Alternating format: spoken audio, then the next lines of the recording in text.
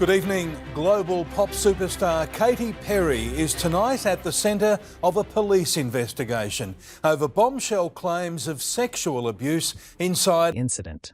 The psychological literature on this subject is substantial. But regardless of the research, in a courtroom the 2011 column is going to be a problem. It does not legally disprove the allegation, but it complicates Rose's credibility, and credibility is often what these cases turn on. There is also the broader context of allegations that have surrounded Perry over the years. In 2019, male model Josh Kloss, who appeared in Perry's Teenage Dream music video, posted a detailed accusation on Instagram claiming Perry had publicly pulled his pants down at a private party, exposing him without his consent. His post was later deleted. Two people close to Perry disputed his account publicly. Perry herself never directly addressed it. In 2018, a then 19-year-old American Idol auditionee named Benjamin Glaze told the New York Times that Perry had kissed him on the lips without his consent during a taping, after he had specifically said he had never been kissed before.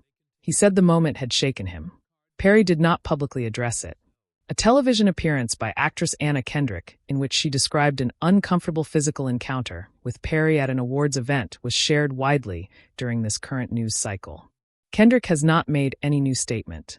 There is also a separate account from Georgian Russian television host Tina Kandelaki, who said in 2019 that Perry had made inappropriate physical contact with her and attempted a non-consensual kiss at a private party. Each of these accounts, taken individually, can be challenged or dismissed. Taken together across more than a decade, they form a pattern that is now being examined with an entirely different level of scrutiny than when each one first appeared. Newsweek. What makes this case structurally unlike almost any celebrity scandal in recent memory is the jurisdiction it falls under. Australia and the United States have an extradition treaty that covers sexual offences. If formal charges were ever filed and Perry remained outside Australia, the process of seeking extradition could be initiated. It would not be fast. Past Australian extradition cases involving international subjects have taken years to complete. But the mechanism exists. And the legal environment in Victoria, with no time limits on prosecution and a specialist unit already assigned, means the infrastructure is in place to pursue this as far as the evidence allows. What is left now is silence. The investigation is running inside a unit that was built for exactly this kind of work. The alleged incident happened in a window of time before smartphones documented everything, which means there is no public video, no geotagged photo trail, no live archive. There is an old magazine column, a set of private photographs that may or may not surface, a circle of witnesses whose accounts could go in any direction, and two women on opposite sides of a story that only gets heavier as time passes. Katy Perry is not in handcuffs. She is on tour. She is giving interviews. She is posting on social media. But somewhere in Melbourne, a specialist team trained in exactly this kind of investigation is building a file. And in Victoria, Australia, the law does not care how many years have gone by. Word count, 2 for 80 words. Script complete, Mudsar. Ready for the SEO package whenever you say the word. Claude Fable 5 is currently unavailable, Leah. The path from here runs through 4 distinct pressure points. The first belongs to Ruby Rose. She has stated she has photographs from the night in question. She has not released them. If those photographs exist and show the two women together at Spice Market in August of 2010 with timestamps that match her account, they could serve as supporting evidence for witness testimony. The second pressure point belongs to Perry. Her legal team can file a defamation action in Australia, which would put the burden of proof squarely on Rose to establish the truth of her claim. But doing so triggers discovery, and discovery is unpredictable. The third belongs to the head of SOCIT. Once investigators have gathered everything they can find, they have to decide whether there is enough to send a brief to the Office of Public Prosecutions. That office, not the police, makes the decision on whether charges are actually filed. Given that there is no statute of limitations, they are under no time pressure. They can take months. Katy Perry has not been arrested or charged with any crime. That remains true as of this recording. But the investigation is active and ongoing. The fourth pressure point belongs to the witnesses. The person on whose lap Rose said she was resting when the alleged incident occurred. The male friend of Rose who was reportedly present. The hair and makeup professional who traveled with Perry that night. The driver who escorted both women out through the fire exit. The staff at the Peel Hotel. Any one of these people, should SOCIT detectives make contact and take formal statements, could determine whether this case proceeds or quietly closes. Their recollection of a night 16 years ago is now potentially the most consequential evidence in the entire investigation. August of 2010 was almost certainly overwritten long ago. In that period, Australian nightclubs typically retained security camera footage for around 30 days before wiping it. So the video evidence is gone. The venue is gone. What remains is the memory of the people who were in that building on that specific night in 2010. The tab. This brings us to the contradiction that will be central to any legal proceeding that follows. In 2011, Ruby Rose wrote a column for news.com.au in which she described that same night at Spice Market. In that column, she framed it as a cautionary tale about drinking. She wrote that she had been 30 days sober, decided to have one drink, and did not stop. She wrote that she ended up vomiting on Katy Perry's foot. She described losing her dignity and her keys. At no point in that column did she mention any form of misconduct. It read as a funny, self-deprecating story about a wild night out. When her Threads posts went viral, that column resurfaced almost immediately, and it became the single biggest weapon in Perry's corner. In defamation law, a contemporary written account that directly contradicts a later claim is extremely powerful evidence.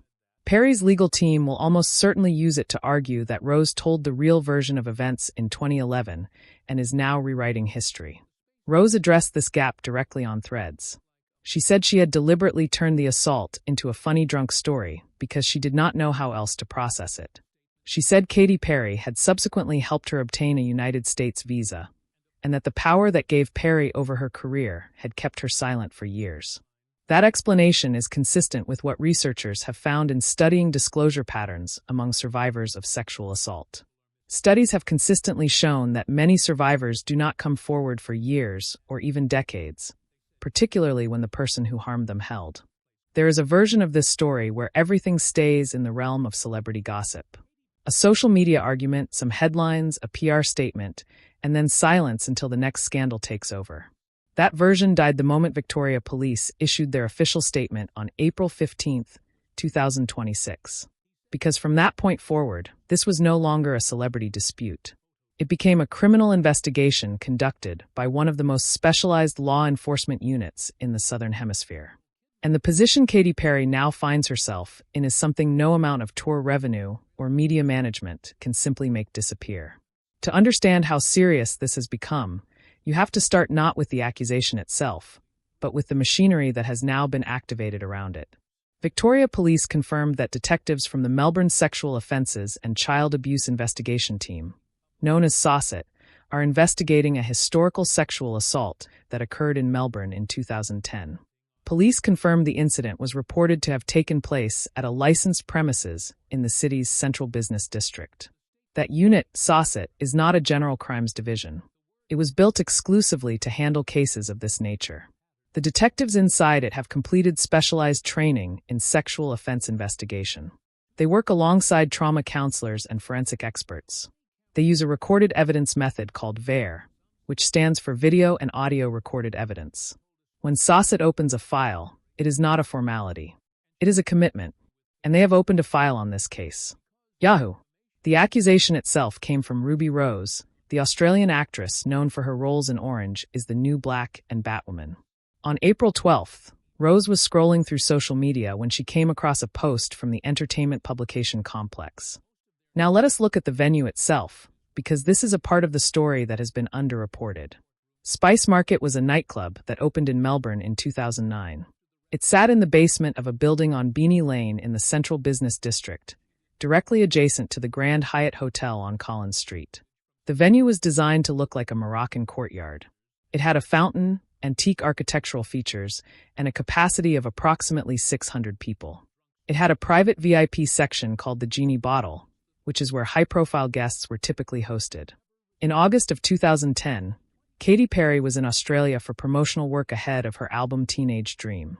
Earlier that same evening, she famously crashed a Year 12 school formal at the Grand Hyatt, an event captured on video that was picked up by TMZ and is still accessible online today. After the formal, her group moved next door to Spice Market.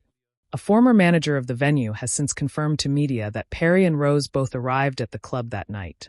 He described the evening and said the team at Spice Market eventually arranged a private car to escort both women out through a fire exit at the back of the building, away from patrons with cameras.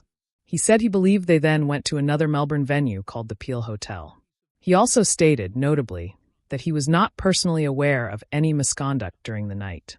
That is a very careful sentence. It does not deny that something happened. It limits his direct knowledge to what he personally witnessed. Here is what makes the physical evidence situation so complicated. The Spice Market nightclub closed permanently on January 1, 2026, only 3 months before Rose made her public accusation. The ownership has since scattered. Staff records from that era are unlikely to have been preserved. And any surveillance footage of conviction, this can go all the way to a courtroom.